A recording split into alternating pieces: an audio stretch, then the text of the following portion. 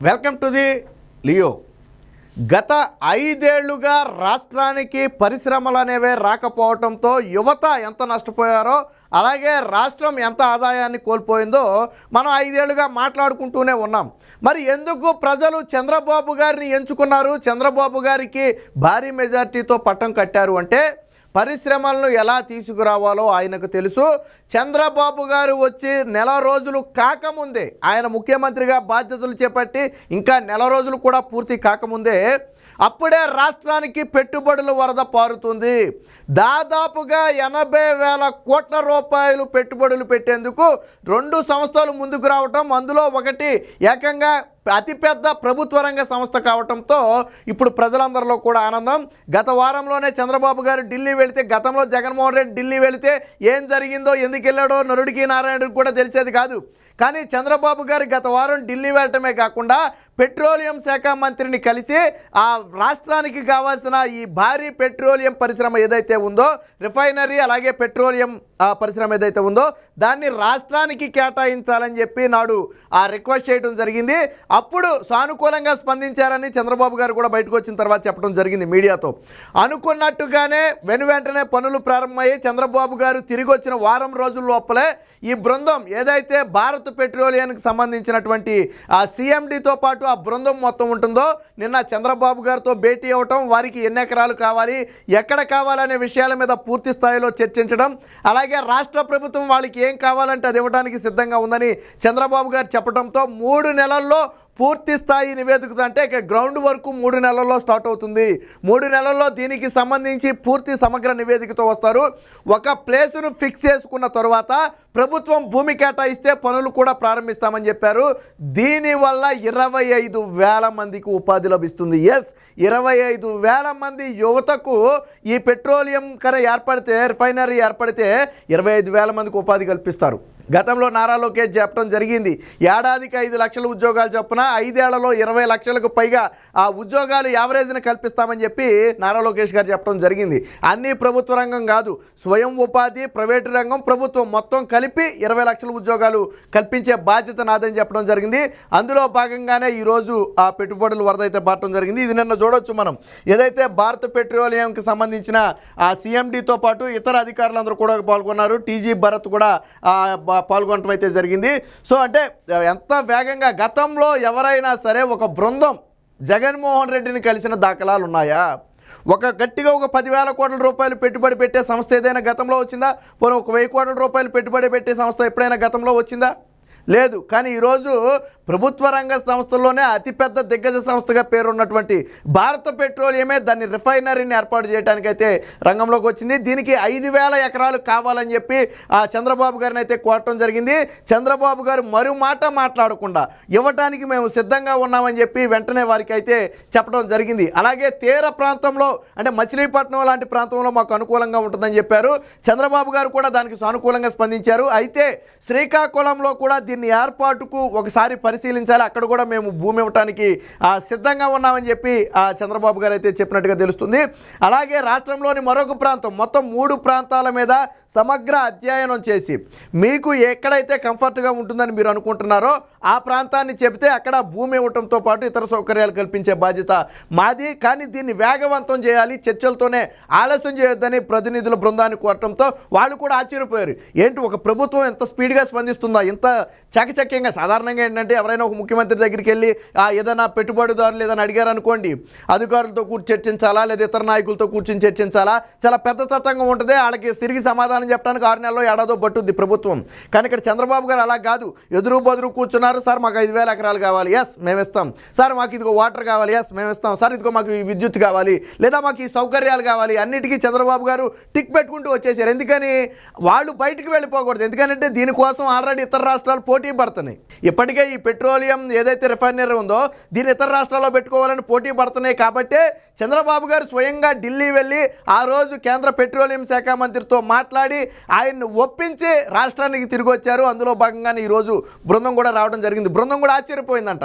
ఏంటి, ఒక ముఖ్యమంత్రి ఇంత స్పీడ్గా స్పందిస్తాడా? ఒక కంపెనీ కోసం ఏకంగా ముఖ్యమంత్రి ఇంత కేర్ తీసుకుని, ఇంత ఇంట్రెస్ట్ తీసుకుంటారా? అడిగిన ప్రతిదానికి క్షణం కూడా లేట్ చేయకుండా సమాధానం చెప్పడమే కాకుండా దీన్ని 3 నెలల్లోనే ముగించాలని చెప్పి ఆయనే చెప్తున్నారు. వాస్తవానికి ప్రభుత్వాలే సంవత్సరాలు నెట్టేస్తాయి, కానీ ఈయన 3 నెలల్లో ముగించాలని ఈయనే చెప్తున్నాడని చెప్పి ఆశ్చర్యపోయే పరిస్థితి. సో రాష్ట్రానికి పెట్టుబడులు తీసుకురావాలనే మనసు ఉంటే ఈ రకంగా అయినా తీసుకురావచ్చు. సో ఇప్పుడు దీంతో పాటు మరొక పరిశ్రమ కూడా వచ్చింది, దానికి సంబంధించిన వార్త కూడా ఉంది, ఒకసారి చూద్దాం. పెట్రోలియం రిఫైనరీపై ముందడుగు, కార్యరూపం దాల్చితే రాష్ట్రానికి 60,000 కోట్లకు పైగా పెట్టుబడులు. అమరావతికి బీపీసీఎల్ బృందం సీఎం చంద్రబాబుతో చర్చించిన ఆ సంస్థ సీఎండి కృష్ణకుమార్ అక్టోబర్ నాటికి సమగ్ర ప్రణాళికతో వస్తామని చెప్పి హామీ. 3 నెలల్లో సమగ్ర ప్రణాళికతో వస్తానంటే చాలా వేగంగా వస్తానంటే, ఎందుకంటే 5,000 ఎకరాల్లో ఏర్పాటు చేయబోయే అతి భారీ రిఫైనరీ ఏర్పాటు చేయాలంటే కొద్దిగా సమయం పడుద్ది, కానీ 3 నెలల్లో మేము సమగ్ర కార్యరూపాన్ని తీసుకుని మీ ముందుకు మళ్ళీ తిరిగి వస్తామని చెప్పి చెప్పడం జరిగింది. ఆంధ్రప్రదేశ్లో భారత పెట్రోలియం రిఫైనరీ ఏర్పాటు దశగా మరొక అడుగుపడింది.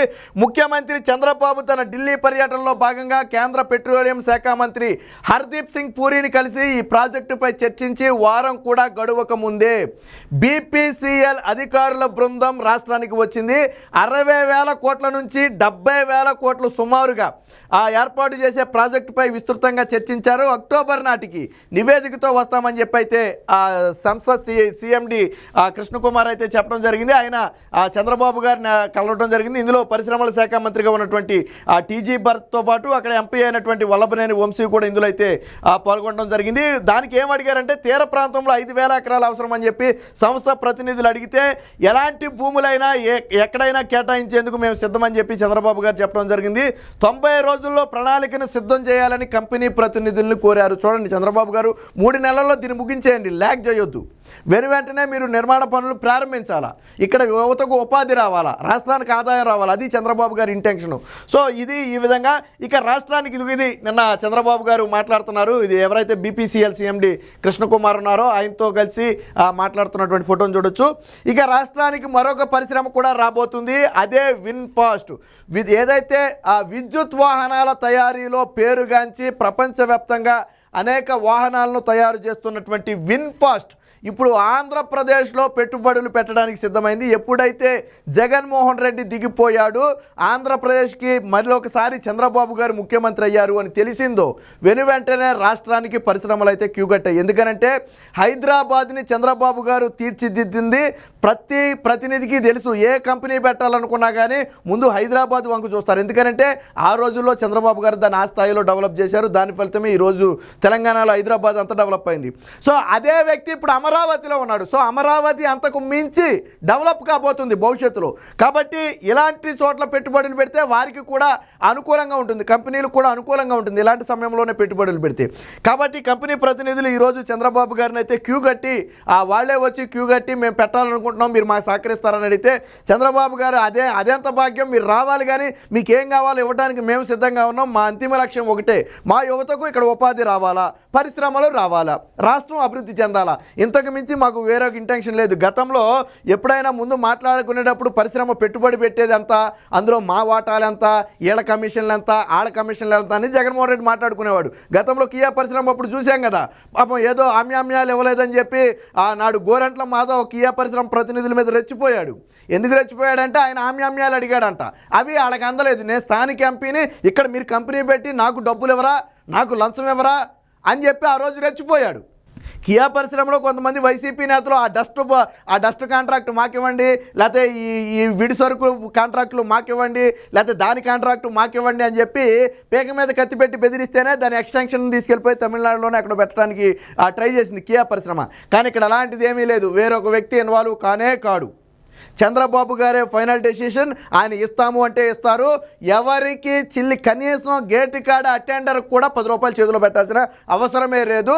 అందుకనే రాష్ట్రానికి పెట్టుబడులు వస్తున్నాయి. అంతేగాని కూర్చుని మీ 70,000 కోట్ల పెట్టుబడి కదా, ఏమైనా ఒక 1000 కోట్లు మాకిస్తారా, ఒక 500 కోట్లు మాకిస్తారా అని బేరం ఆడితే ఎవరో పెట్టుబడి పెట్టడు.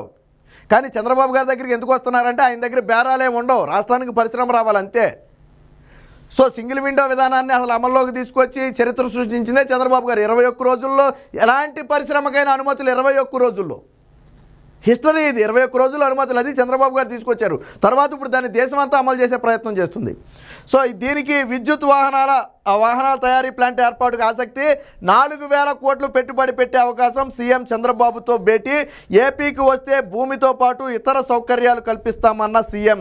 విద్యుత్ వాహనాల తయారీ సంస్థ విన్ఫాస్ట్ రాష్ట్రంలో యూనిట్ ఏర్పాటుకు ఆసక్తి చూపుతుంది. 4,000 కోట్లతో ప్లాంట్ పెట్టేందుకు ఉన్న అవకాశాలు పరిశీలిస్తుంది.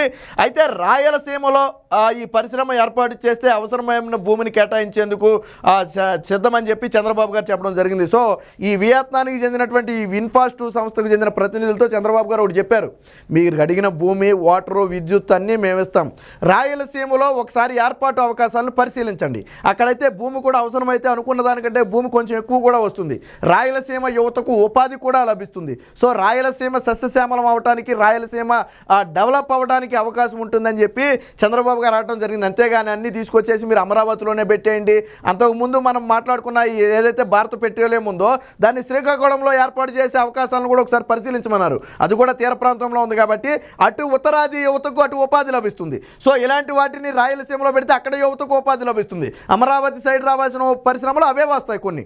సో ఇలా చంద్రబాబు గారు దూరదృష్టితో అన్నీ తీసుకొచ్చి గుంపగుత్తుగా ఒక చోట కాకుండా దూరదృష్టితో ఆలోచించి అన్ని ప్రాంతాలు సమానంగా అభివృద్ధి చెందాలనే ఉద్దేశంతో వివిధ ప్రాంతాల్లో వాటిని పెట్టమని చెప్పి అడుగుతున్నారు. సో అది చంద్రబాబు గారికి ఉన్నటువంటి విజ్ఞత. ఏ ప్రాంతాన్ని తక్కువ చేయరు. గతంలో రాయలసీమ మొన్న 2024లో చంద్రబాబు గారికి ఎంత గౌరవం ఇచ్చిందో, కూటమికి ఎంత ఘన విజయాన్ని ఇచ్చిందో మనందరం చూసాం.